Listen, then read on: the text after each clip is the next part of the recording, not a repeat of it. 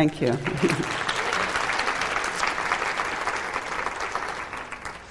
Greetings, Masters of Light.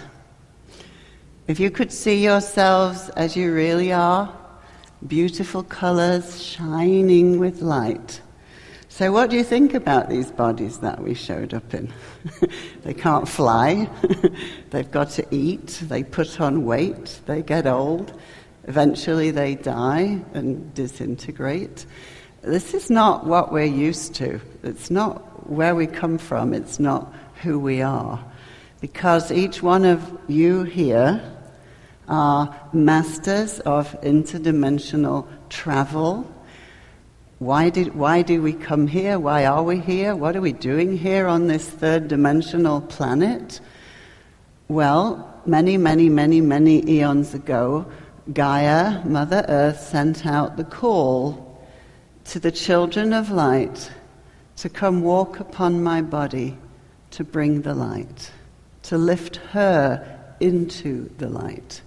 So being the devoted servants that we are, out of the compassion of our hearts, we volunteered. I'll do that. I can do that. I know how to do that. So we came down, and we came down in the beginning in Lemuria. And in the beginning of Lemuria, we lived in the light. We were the light. We were fully connected to our own divine essence and to the source. And we could just travel backwards and forwards. We could go home, we'd go back to the source, we could come back here whenever we chose to. We didn't have to think about it, we just did it. So we lived like that for eons of time. And the reason I know that is because I wrote this book. When I got to Hawaii, I went to live in Hawaii on 666, which was a good day for me. As soon as I got there, all the memories of Lemuria started flooding back. And I do hypnotherapy, and I specialize in connecting to the soul energy.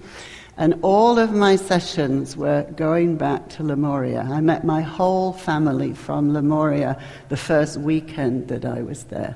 So it was all harmony, peace, the earth was beautiful, rainbows, unicorns. It was paradise. It's what the Garden of Eden really was. Well, we lived like that for a very long time. We stepped our energies down, because in the beginning we were in fifth dimensional bodies, gradually to accommodate to the material, physical earth energies, the third dimension. We had to step our energy down and down and down, so we got less connected to our true essence, which is a being of light. So then we decided we were going to do this thing called the fall, when we would disconnect our own golden cord. We would forget that we are divine beings. We would think we were just these bodies with brains walking around like robots, and we were going to go through this time of density, suffering, and darkness on the earth.